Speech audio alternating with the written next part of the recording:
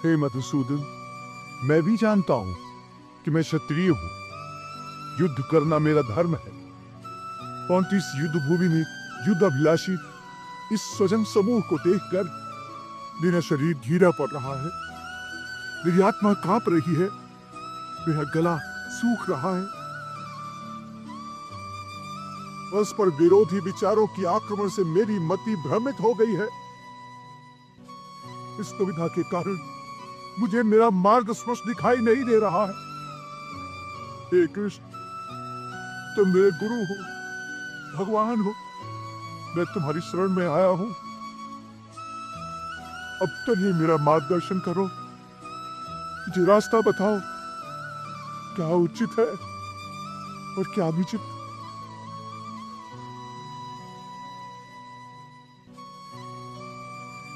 हे अर्जुन, तुम इस समय ना केवल इस युद्ध भूमि की मध्य रेखा पर खड़े हो, बल्कि तुम्हारी बुद्धि भी जीवन और मृत्यु की मध्य रेखा पर अटकी हुई है। इसलिए तुम अपने कर्तव्य और अपने धर्म से भाग रहे हो, परंतु अपने कर्तव्य से यूं मुंह मोड़ने से या इस युद्ध से विचलित होने से विधि का विधान नहीं बदलेगा, क्योंकि विधाता का निर्णय अटल और अचूक है। तुम क्या समझते हो, तुम्हारे नहीं मारने से ये सब नहीं मरेंगे? नहीं अर्जुन, नहीं। तुम इन्हें नहीं मारोगे तब भी ये मरेंगे, क्योंकि इनके प्रारब्ध ने इनकी मृत्यु का समय, दिन और क्षण तो पहले से ही निश्चित कर दिया है। उसी विधान के अनुसार मैं तो इन्हें पहले ही मार चुका हूं। तुम तो केवल माध्यम मात्र हो। तुम्हारे माध्यम से मैं इन सब का वध करना चाहता हूं। तुम इसे अपना कर्तव्य समझो या प्रारब्ध, तुम्हें इन सब का वध करना ही है। मैं क्या करूं मधुसूदन? अपने मन को कैसे मारूं? अपनी भावनाओं को अपने ही पैरों तले कैसे रौंद डालूं? बताओ मधुसूदन, मैं क्या करूं? हे पार्थ, धर्म के रास्ते से हटाने वाली भावनाओं का त्याग करो। भावनाओं के समुद्र में डोलने के बदले तैरना सीखो। तुम तो एक कीर्तिमान पुरुष हो। अपनी निर्बलता का यूं प्रदर्शन करके तुम अपनी कीर्ति को नष्ट मत करो। एक वीर पुरुष के लिए उसकी कीर्ति का नष्ट होना उसकी मृत्यु के समान है। इसलिए युद्ध करो पार्थ, युद्ध, और अपनी कीर्ति, अपने कर्तव्य और अपने धर्म की रक्षा करो। अकीर्तिम चापि भूतानि कथयिष्यन्ति ते व्याम संभावितस्य चा कीर्तिर मरणाद अतिरिच्यते।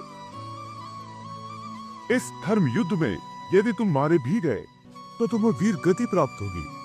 तुम मर कर भी अमर कहलाओगे। इसलिए युद्ध करो। हतो वा प्राप्स्यसि स्वर्गम जित्वा वा भोक्ष्यसे महीम तस्माद् उत्तिष्ठ कौन्तेय युद्धाय कृत निश्चया। हे वासुदेव, तुम तो जानते हो कि मुझे अपनी मृत्यु की चिंता तिल भर भी नहीं है।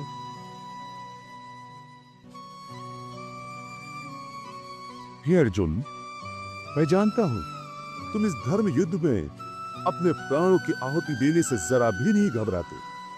तुम्हारे हृदय की दुर्बलता केवल अपने संबंधियों के आदर में है, जो इस धर्म के क्षेत्र में अधीन हैं। तुम्हें अपने संबंधियों की मृत्यु की चिंता है, परंतु तुम्हारा ये विचार तुम्हारे अज्ञान का खुला प्रतीक है। तुम ठीक कह रहे हो केशव। इस समय मेरी बुद्धि अज्ञान के अंधकार में डूबी जा रही है। धर्म क्या है, अधर्म क्या है, जिसका ज्ञान नहीं रहा। मैं कर्म के एक ऐसे दोराहे पर खड़ा हूं जहां से ये पता नहीं चल रहा कि धर्म का मार्ग कौन सा है और अधर्म का मार्ग कौन सा। मुझे ज्ञान के इस अंधकार से निकलने का रास्ता दिखाओ केशव, रास्ता दिखाओ। हे पार्थ, मैं तुम्हें इसी अज्ञान के अंधकार से निकालना चाहता हूं। इस अंधेरे में अंधों की भांति हाथ पैर मारने के बदले अपनी दूर दृष्टि को एक दिशा दो और देखो इस सृष्टि की ओर। इस सृष्टि में जो जन्म लेता है वो निश्चित रूप से मृत्यु के अधीन हो जाता है।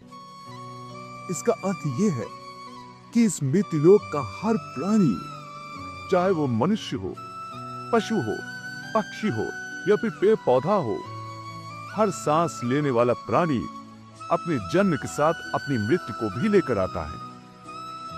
हर प्राणी को एक न एक दिन निश्चित क्षण पर मरना अर्थात अपना शरीर त्यागना ही पड़ता है। इसलिए तुम उनके मरने की चिंता छोड़कर अपना कर्तव्य समझकर युद्ध करो। जातस्य ही ध्रुवो मृत्यु ध्रुवम जन्म मृतस्य च तस्माद् अपरिहार्य अर्थे न त्वं सोचितुम अर्हसि।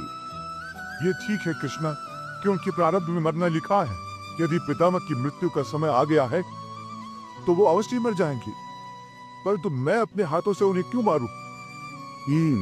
तो स्वयं अपने हाथों से अपने भीष्म पितामह को नहीं मारना चाहते हो?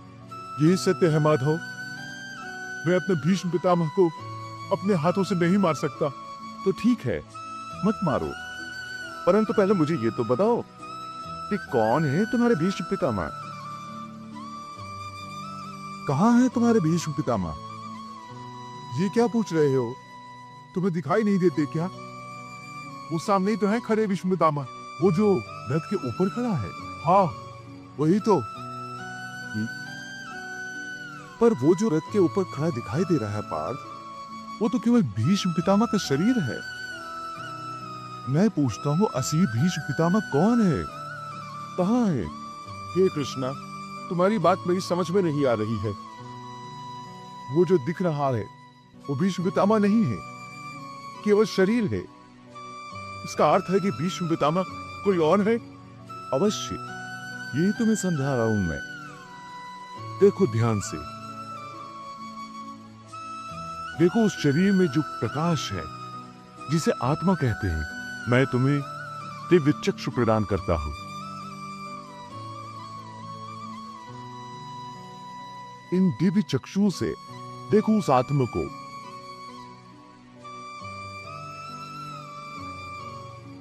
जो शरीर के अंदर आत्मा है, जो प्रकाश है, वही है असली भीष्म पितामह। दिखाई दे रही है उनकी आत्मा? हाँ केशव, बहुत अच्छा है। अब देखो, यदि मैं अपने सुदर्शन चक्र से भीष्म पितामह का शरीर काट दूं, तो केवल उनका शरीर मरेगा, परंतु उनकी आत्मा का प्रकाश नहीं बुझेगा। देखो, मैं तुम्हारे इन दिव्य चक्षुओं को ये दृश्य सजीव करके दिखाता हूं।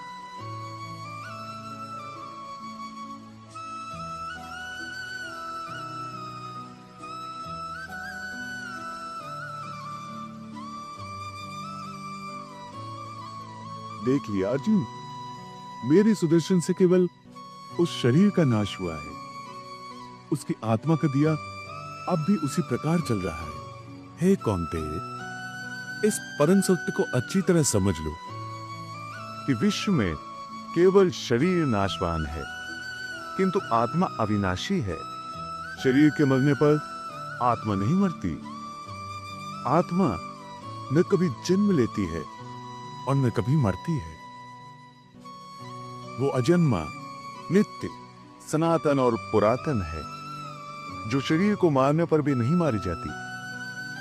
न हन्यते हन्यमाने शरीरे। केशव, तुम्हारी बातें मेरी बुद्धि को भ्रम में डाल रही हैं। तुम दो बातें एक साथ कह रहे हो जो परस्पर विरोधी हैं। तुम कहते हो कि शरीर मर जाता है, परंतु शरीर का एक हिस्सा जिसे आत्मा कहते हैं वो नहीं मरता। नहीं अर्जुन, मैंने आत्मा को शरीर का एक हिस्सा नहीं कहा। मैंने कहा है कि आत्मा और शरीर दो अलग अलग चीजें हैं। जैसे तुम और तुम्हारा कवच दो अलग चीजें हैं।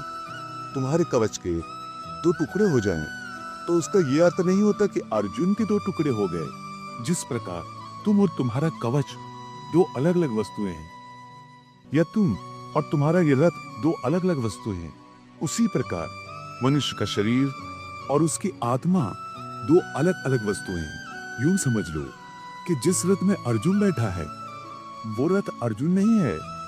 अर्जुन तो वो है जो रथ में बैठा हुआ रथी है। ये ठीक है माधव कि अर्जुन रथ नहीं है। अर्जुन मैं हूं जो रथ में बैठा हुआ है। तुम्हें रथ के टूटने का शोक नहीं होगा, परंतु अर्जुन के मरने का तो शोक होगा ही। अर्जुन, तुम्हारी बातें सुनकर मुझे तुम्हारी बुद्धि पर हंसी आ रही है। अपनी तरफ से तुम बड़े पंडितों और ज्ञानियों जैसी ऊंची ऊंची बातें कर रहे हो, परंतु तुम्हें यह पता नहीं कि जो सचमुच ज्ञानी होते हैं वो ना उनका शोक करते हैं जो मर गए हैं, और न उनका शोक करते हैं जो अभी नहीं मरे हैं, क्योंकि वो जानते हैं कि जो मर गया है वो फिर जन्म लेगा, और जो अभी जीवित है वो अवश्य मर जाएगा। मरने वाला फिर जन्म लेगा, क्योंकि केवल शरीर का नाश होता है। शरीर के अंदर जो आत्मा है वो कभी नहीं मरता। हे पार्थ, इस संसार में दो ही वस्तुएं हैं, एक शरीर और दूसरा शरीर में रहने वाला शरीरी। जो शरीर में रहने वाला आत्मा रूप शरीरी है वो कभी मरता नहीं, और जो शरीर है वो सदा रहता नहीं। आत्मा एक शरीर छोड़ता है और दूसरा शरीर धारण कर लेता है, बिल्कुल वैसे ही जैसे मनुष्य पुराने कपड़े उतार कर नए कपड़े धारण कर लेता है। वासांस जीर्णानि यथा विहाय नवानि गृह्णाति नरोपराणि तथा शरीराणि विहाय जीर्णान्य अन्यानि संयाति नवानि देहि। वाह प्रभु वाह। हे पार्थ, केवल इतना समझ लो कि मृत्यु एक दरवाजा है जिसके अंदर जाते हुए आत्मा पुराना शरीर छोड़ देती है। वास्तव में मृत्यु और जन्म के दो दरवाजे जो एक दूसरे के आमने सामने हैं। प्राणी जब मृत्यु के दरवाजे पर पहुंचता है तो उस शरीर की मृत्यु हो जाती है। फिर आत्मा का प्रकाश उस शरीर को छोड़कर आगे चला जाता है, और फिर वह प्रकाश नए जन्म के दरवाजे में प्रवेश करता है, जहां जीवात्मा को फिर से एक नया शरीर प्राप्त हो जाता है, और वहां से उसके नए जन्म की नई यात्रा शुरू हो जाती है। हे पार्थ, आत्मा नित्य है, इसलिए वो नहीं बदलती, परंतु शरीर नाशवान है, इसलिए एक ही आत्मा के कई शरीर बदलते हैं। इसलिए हर नए जन्म में वो नए नए शरीर धारण करता रहता है। हर नए जन्म में आत्मा नए नए शरीर तो बदलता ही है, बल्कि हर एक जन्म में भी उसे जो शरीर मिलता है वो एक शरीर भी उसी जन्म में बदलता रहता है। ये बात मेरी समझ में नहीं आई केशव, क्योंकि एक जन्म में तो प्राणी को एक ही शरीर मिलता है।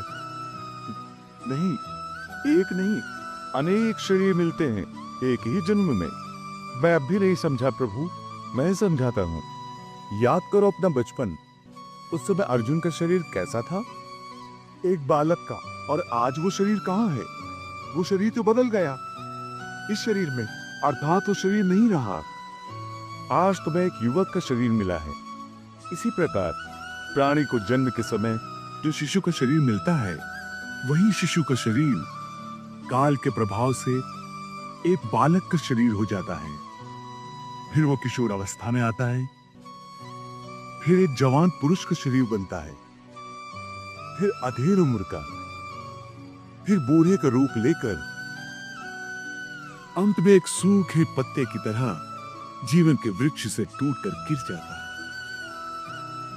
इस प्रकार जो शरीर पल पल छिन छिन अपने विनाश की ओर बढ़ रहा है, उस शरीर के मृत्यु का शोक ज्ञानीजन नहीं करते। इसी रूप के लिए शास्त्र कहते हैं, कृष्णम वंदे जगद्गुरुम। फूल की भांति हमारे शरीर अपने प्रकृति के कारण जन्मते हैं, बच्चे बनते हैं, जवान होते हैं, फिर वही जवानी मुरझाने लगती है जिसे बुढ़ापा कहते हैं। और उस वृद्ध शरीर को जब आत्मा छोड़ देती है तो उस शरीर की मृत्यु हो जाती है। परंतु वो आत्मा कहाँ चली जाती है? शरीर के बिना आत्मा कहाँ और कैसे वास करती है? पुराने शरीर छोड़ने के बाद आत्मा नए शरीर में वास करती है। किसी शिशु के शरीर में चेतना रूप होकर आ जाती है, फिर वही चक्र शुरू हो जाता है। फिर वही जन्मना, रेंगना, उठकर चलना, फिर लड़खड़ाना और गिर जाना। ये सब शरीर के कौतुक हैं। इतनी बात समझ लोगे तो ना तुम्हें किसी के मरने का शोक होगा और ना तुम्हें मृत्यु का भय होगा। हे अर्जुन, हम और तुम ये शरीर नहीं हैं। हम तो इन शरीर के अंदर रहने वाली आत्माएं हैं। ये शरीर तो केवल हमारे रथ हैं। हम उसके स्वामी हैं। रथ के टूटने से स्वामी नहीं टूट जाता। उसी प्रकार शरीर के सुख और दुख आत्मा को सुखी या दुखी नहीं करते। यदि हम आत्मा हैं, तो फिर ये सुख दुख का आभास हमारी आत्मा को क्यों होता है? ये सुख दुख का आभास आत्मा को नहीं होता, केवल शरीर को होता है। तो फिर आत्मा को क्या होता है? आत्मा को कुछ नहीं होता, क्योंकि ये होना न होना, सुख दुख, सर्दी गर्मी, ये सब प्रकृति के नियम हैं। आत्मा तो अविनाशी परमात्मा का अंश है, इसलिए आत्मा प्रकृति की सीमा से बाहर है। आत्मा अचिंत्य है, मानवीय चेतना के चिंतन के घेरे में नहीं आती। अर्जुन, आत्मा पर प्रकृति और सृष्टि के नियम लागू ही नहीं होते, क्योंकि वो सृष्टि और प्रकृति दोनों ही की पहुंच से बाहर है। जैसे एक चिंगारी अग्नि का ही अंश होती है, वैसे ही आत्मा परमात्मा का ही अंश होता है। इसलिए वो नित्य, अजन्मा, सनातन और सर्वव्यापी है, स्थिर रहने वाला और अचल है। अच्छेद्यो अयम अदायो अयम अक्लेद्यो अशोष एव च नित्यः सर्वगता स्थाणुर अचलो अयम सनातनः। हे पार्थ, आत्मा को न कोई शस्त्र काट सकता है, न उसे अग्नि जला सकती है, इसको जल नहीं गला सकता, न इसे वायु ही सुखा सकती है। नैनम छिन्दन्ति शस्त्राणि नैनम दहति पावकः न चैनम क्लेदन्त्यापो न शोष्यति मारुतः। हे अर्जुन, ये सब समझकर तुम्हें ना किसी के मरने का शोक मनाना चाहिए और न किसी के ना मरने की खुशी का प्रदर्शन करना चाहिए। हे केशव, ये सब मानकर भी कि आत्मा नित्य, सनातन और अजन्मा है, फिर शस्त्र नहीं काट सकते, आग नहीं जला सकती, फिर भी प्राणी की आत्मा को दुख सुख, शोक खुशी, मान अपमान, पीड़ा और आनंद का एहसास क्यों होता है? हे पार्थ, मैंने पहले ही तुम्हें बताया कि सुख दुख का आभास करना आत्मा का नहीं, शरीर का काम है। परंतु केशव, शरीर को दुख या पीड़ा तभी होगी जब शरीर को कोई चोट लग जाए या उसका कोई अंग कट जाए, जैसे शरीर आग में जल जाए। उससे जो पीड़ा होती है वो तो शरीर की पीड़ा है। परंतु मान हानि होने से जो दुख होता है या मान होने से जो आनंद आता है, उसमें तो शरीर को कोई चोट नहीं पहुंचती। वो मान हानि का दुख, वो अपकीर्ति की पीड़ा तो आत्मा को ही होती है ना? नहीं अर्जुन, ये कीर्ति अपकीर्ति, मान अपमान, ये लाभ हानि, ये जीतने का आनंद अथवा हारने की पीड़ा, ये भी आत्मा को नहीं होती। ये आत्मा का काम नहीं है, ये तो मन की शरारत है। मन की शरारत, इसका क्या अर्थ है केशव? पार्थ, प्राणी के शरीर का एक अदृश्य अंग है मन, जो दिखाई नहीं देता, परंतु वही सबसे शक्तिशाली हिस्सा है शरीर का। याद रखो कि मन शरीर का हिस्सा है, उसका आत्मा से कोई संबंध नहीं। आत्मा यदि रथ में बैठा हुआ रथ का स्वामी है, तो मन शरीर रूपी रथ का सारथी है। ये मन ही इंद्रियों के घोड़ों को इधर उधर भटकाता है। कभी यौवन के आवेश में यही चंचल मन मनुष्य को इस भ्रम में डाल देता है कि वो सर्वशक्तिमान है, वो सब कुछ कर सकता है, वो यहाँ का राजा है, जिसके आगे हर कोई झुक जाने पर विवश है और जिसे हर को प्रणाम करता है। जिस तरह दीपक की बाती को दीपक तले छुपा अंधेरा दिखाई नहीं देता, उसी तरह जवानी को उसके पीछे छुपा बुढ़ापा और कमजोरी दिखाई नहीं देती। परंतु जब शरीर के दीपक में यौवन शक्ति का घी जल जल कर समाप्त होने लगता है और दीपक तले छुपा अंधेरा बढ़ने लगता है, तो मनुष्य घबराकर चिल्लाने लगता है, मैं बीमार हूं। ये रोने का नाटक भी मन ही करता है। हे अर्जुन, मनुष्य को मैं के घमंड की मदिरा पिलाकर मदहोश करने वाला पाखंडी केवल मन है। वाह प्रभु वाह,